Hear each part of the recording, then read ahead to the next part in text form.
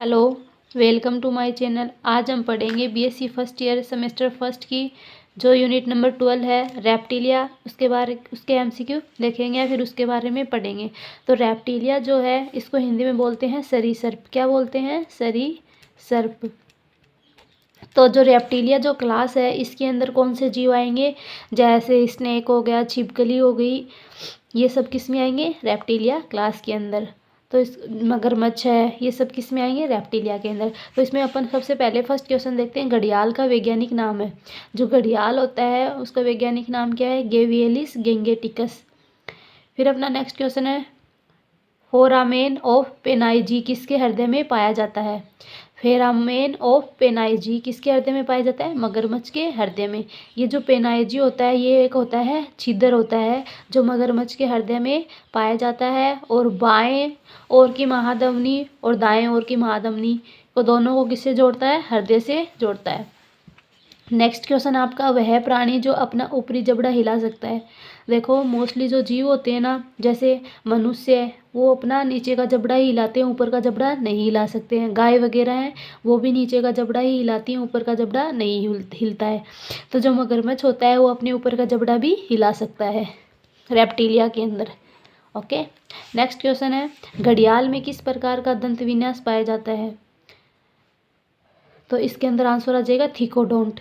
थिकोडोंट का मतलब क्या होता है कि जो रूट होती है इस टाइप से, ठीक है, बोन होती है, उसके अंदर क्या पाए जाते हैं? दांत ऐसे अंदर की ओर धसे हुए रहते हैं। तो ये दांत अंदर की ओर धसे हुए होते हैं, तो तभी ये जीव जो घड़ियाल होता है ये किसी को भी खाता है तो क्या कर लेगा? इसके दांत नहीं टूटते हैं, बहुत ज़्यादा क्या होते हैं? कठोर होते हैं और बोन के अंदर धसे हुए रहते हैं। थिकोडोंट प्रकार के ही दांत किस में पाए जाते हैं? मनुष्य में पाए जाते हैं।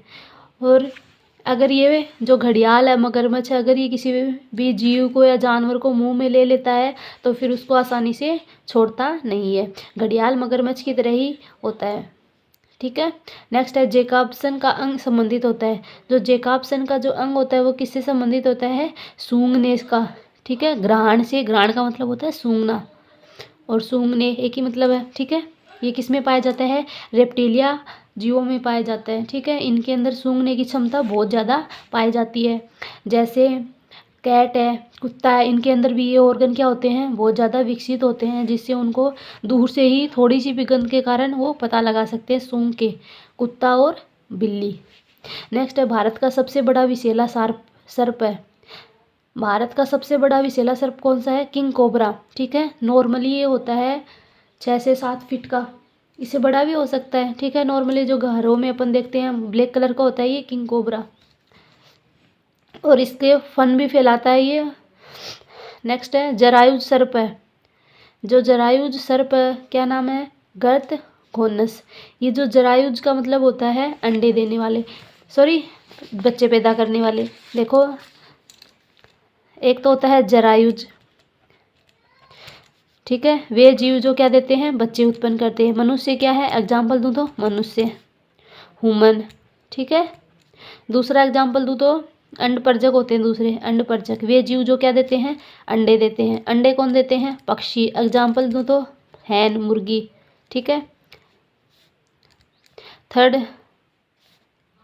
एग्जाम्पल दूँ आपको अंडपरजक, और तीसरा आता है ओवो वीवी पेरस,